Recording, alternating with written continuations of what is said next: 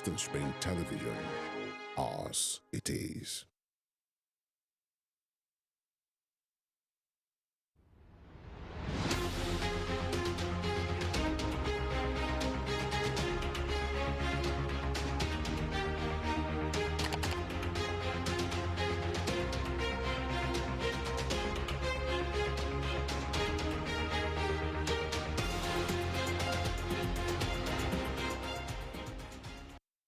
Good evening and welcome to Spring Global on Western Spring Television. Now the headlines.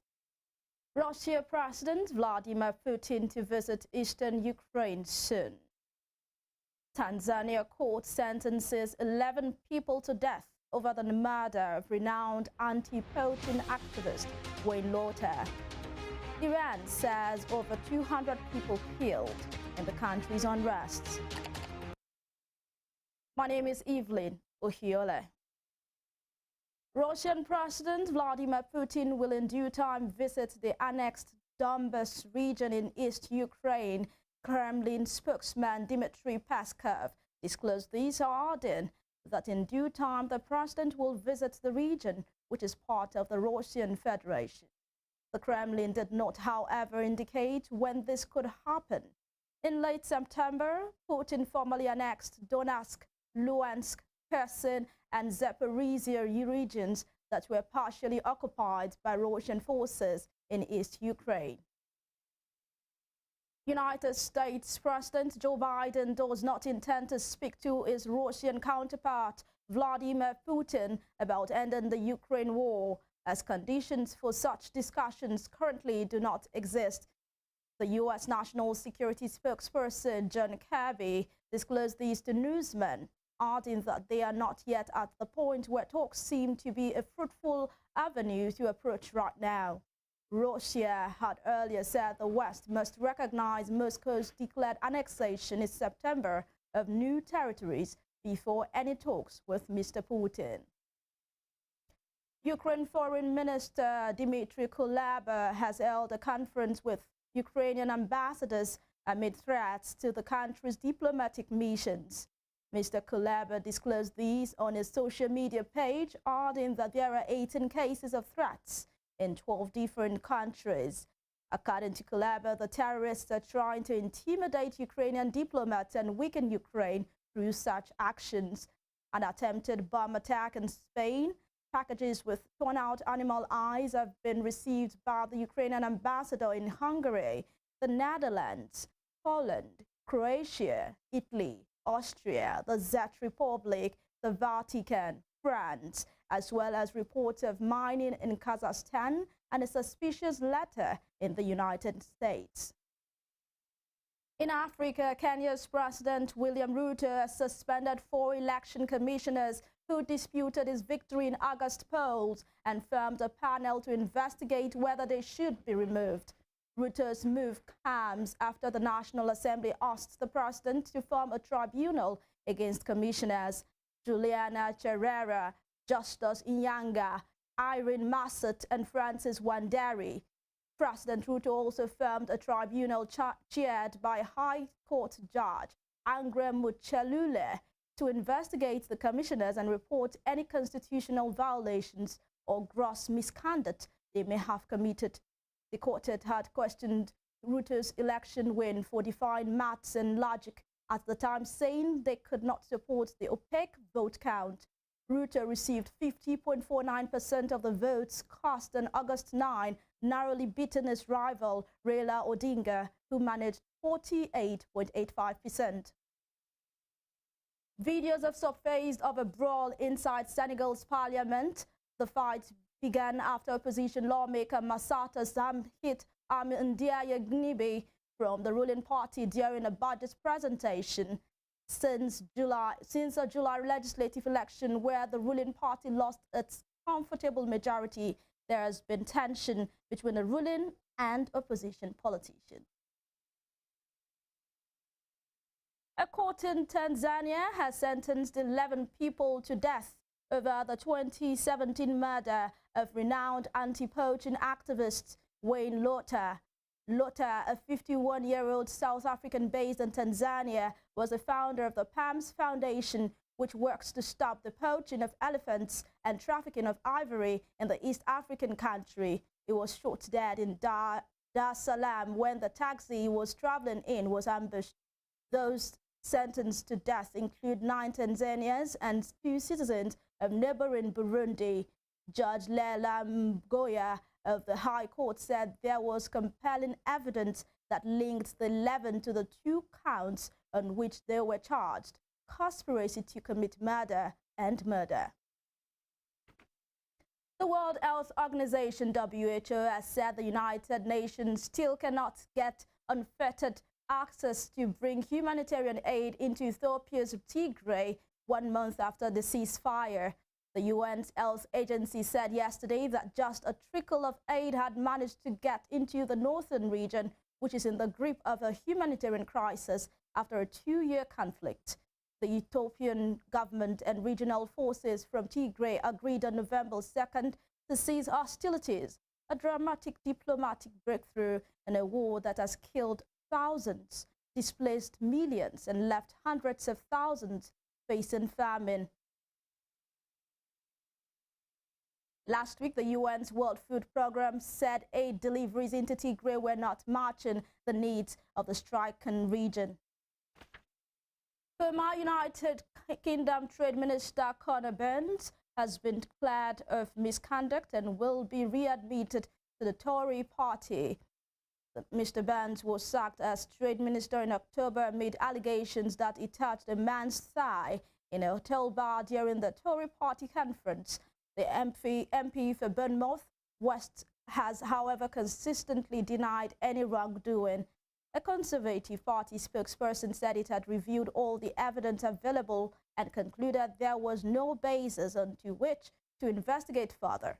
The spokesperson said the matter is now closed and Mr. Burns's membership will be reinstated at the nearest possible opportunity. Sweden has extradited a convicted member of the outlawed Kurdistan Workers' Party, PKK, to Turkey as a step towards NATO membership amid Ankara's pressure. Mr. Mahmut Tat was sentenced to 6 years and 10 months in jail for PKK membership in Turkey. He then fled to Sweden in 2015, but his asylum request was rejected.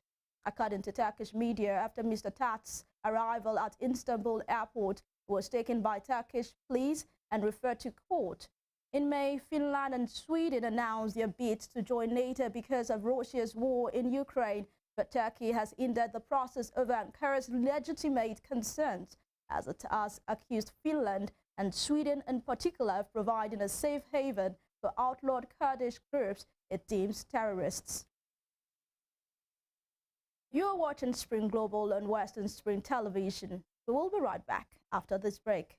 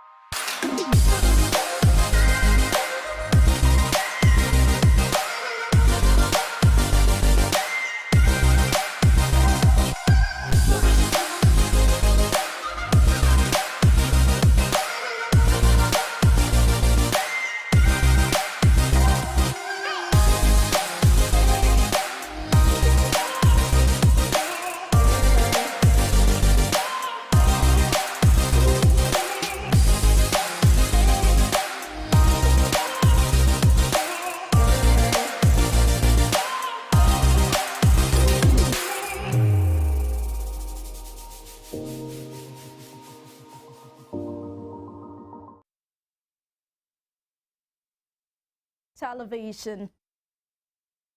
Estonia says it is boosting its defense capabilities by buying an advanced United States rocket artillery system and the Baltic country's largest arms procurement project ever. Estonia, a NATO member and Russia's neighbor, signed a deal worth more than $200 million for the high-mobility artillery rocket system. HIMARS, including equipment such as ammunition and rockets, as well as training. Head of the Capability Development Department of the Estonian Defense Forces, Lieutenant Colonel Karol Mesalu, said the HIMARS is an important step in the development of Estonia's defense capabilities. Lieutenant Colonel Mesalu further disclosed that the first deliveries are expected to come in 2024. Estonia's Baltic neighbors Latvia and Lithuania are currently in the process of acquiring their own HIMARS, citing security concerns amid Russia's war in Ukraine. Iran has provided its first official assessment of continuing unrest across the country, saying more than 200 people have been killed since September. In a statement, the State Security Council of the Iranian Interior Ministry provided its first death toll that it said has come as a result of the riots. It said the deceased include security forces, those killed in terrorist acts, those killed by foreign-affiliated groups and framed as killed by the state, rioters and armed anti-revolutionary elements who were members of secessionist groups. The security body also cited innocent people who have died in conditions of security disarray but did not disclose how they were killed. The figures are lower than those provided by a number of foreign-based rights organizations, which have put the death toll at more than 400.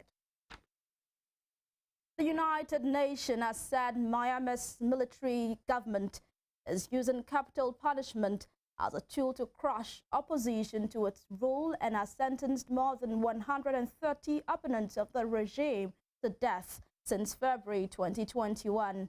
UN High Commissioner for Human Rights Volker Turk revealed this, adding that at least 7 university students were sentenced to death behind closed doors earlier in the week. He stated that the military had also shown a disdain for regional and international peace efforts by resorting to use the death sentences as a political tool to crush opposition. Turk further called for a suspension of all executions and for Myanmar's military rulers to place a moratorium on the use of the death penalty. The United States has unveiled its latest high-tech strategic bomber, the B-21 Raider, which is capable of carrying a nuclear payload and can be flown without a crew on board. The next-generation stealth bomber was rolled out at arms manufacturer Northrop Grumman's facility in California during a flashy ceremony attended by top U.S. officials. A Northrop Grumman spokesperson said the U.S. Air Force plans to buy at least 100 of the B-21 aircraft, which comes with a $700 million price tag per plane.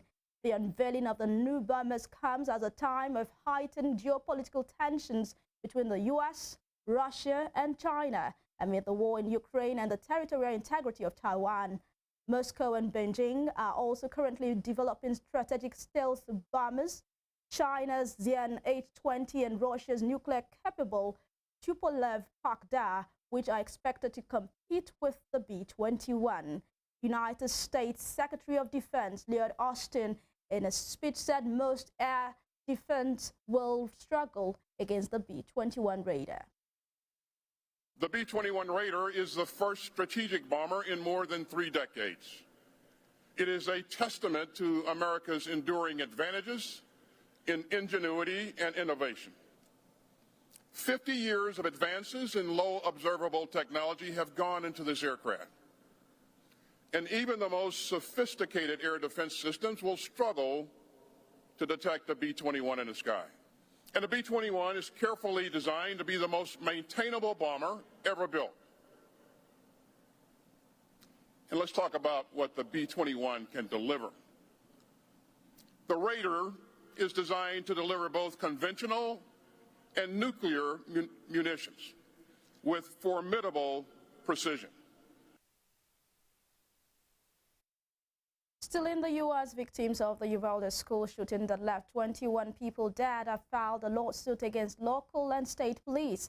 The city and other schools seeking $27 billion due to delays in confronting the attacker. The lawsuit, which was filed in a federal court in Austin on Tuesday, says officials failed to follow active attacker protocols when they waited more than an hour to confront the attacker inside a fourth-grade classroom. According to court documents, the victims are seeking a class action status and damages for survivors of the shooting who have sustained emotional or psychological damages as a result of the defendant's conduct and opinions on that date. Among those who filed the lawsuit are school staff and representatives of minors who were present at the school when the incident occurred. On May 24, 2022, a gunman stormed the campus of Robb Elementary in Uvalde, Texas, killing 19 children and 2 teachers in the deadliest school shooting in the U.S. in nearly 10 years. The United States has said a new cap on the price of Russian oil will immediately cut into Putin's most important source of revenue. U.S. Treasury Secretary Janet Yellen said the cap, which was officially approved by Western allies yesterday, came after months of hard work. The cap stops countries paying more than $60 a barrel for seaborne exports of Russian crude oil. It is due to come into effect on the 5th of December, soon after. Ms. Yellen said low and medium-income countries that have been heavily impacted by high energy and food prices will particularly benefit from the cap. Moving to sport, France head coach Didier Deschamps has said he is wary of the threat that Poland's captain Robert Lewandowski will pose to his team when they meet tomorrow. Deschamps stated this during his pre-game press conference, calling the Barcelona striker a very clinical striker. Deschamps said that he is the type of player that his team must try to restrict his influence in the game because the less he receives the ball, the less he can do. Reigning champions and the winner of Group D will take on Poland, the runner-up of Group C, as they all to Mama Stadium tomorrow. Brazilian duo Gabriel Jesus and Alex Telles have been ruled out of the rest of the World Cup after picking up injuries in Brazil's 1-0 defeat to Cameroon yesterday. In a statement, Brazil's Football Association revealed that the pair both sustained right knee injuries and underwent MRI scans this morning. It added that it was impossible for the duo to participate any further in the tournament in Qatar. They are the latest in a line of Brazil players to pick up injuries at the World Cup, with superstar Neymar, right-back Danilo and Alexandro all suffering from different kinds of injury. It is yet to be decided if Arsenal forward Jesus and full-back Telles, on loan at Sevilla from Manchester United, will remain in Qatar or return to their respective clubs for treatment. Favorites Brazil plays South Korea in the last 16 on Monday. Before we end Spring Global, here is a recap of our top stories. The Kremlin says Russian President Vladimir Putin will visit the annexed Donbas region in East Ukraine in due time. A court in Tanzania sentenced 11 people to death over the 2017 murder of renowned anti-poaching activist Wayne Lauder. Iran has provided its first official assessment of continuing unrest across the country, saying more than 200 people have been killed since September. Don't forget to follow us on all our social media handles on Facebook, Instagram and Twitter at Western Spring Television. You can also watch us live on our YouTube channel at Western Spring Television. I am Evelyn Ohiole. Thank you for watching.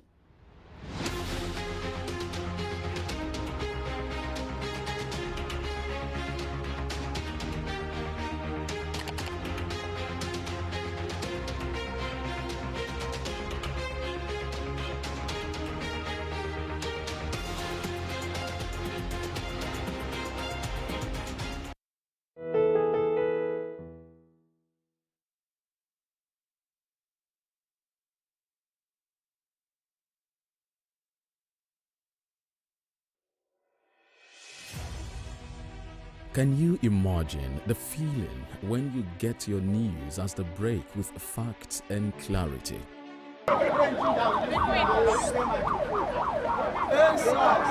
Our news are reported as it is. In Africa, and all those who masterminded the way it happened will have to pay a price. Enjoy Western programs, projecting culture and tradition to the world.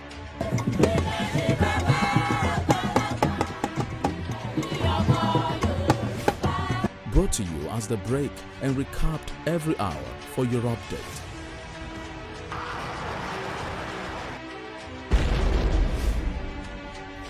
We must never forget the sacrifices of the heroes of Nigeria's democracy. Produced and brought to you in a unique way never before seen. Western Spring. Western Spring. And Western Spring Television. Television is coming home in your color and culture.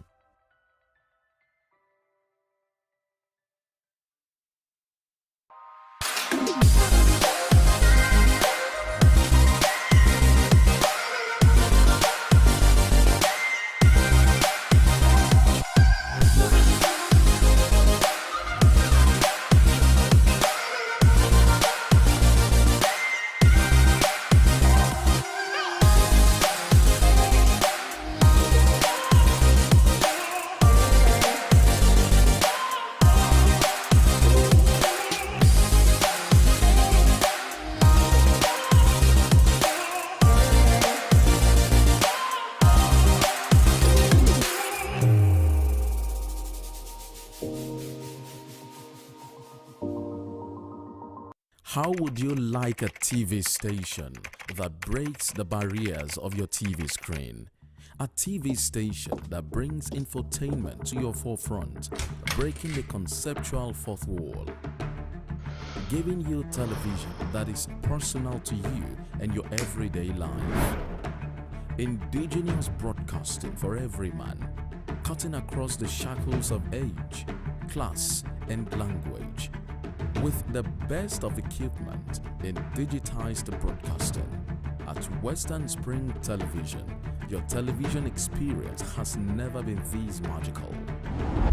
We'll bring you the best in news and programs, breaking news to you as it drops from where it drops. Talk shows that keep you glued to your seats, sports programs not void of in-depth analysis, entertainment programs cutting across all ages, political analysis with all its accompanying controversies, social responsibility because we care. Western Nigeria gave us our first feel of television. Western Spring Television is taking us to the next level.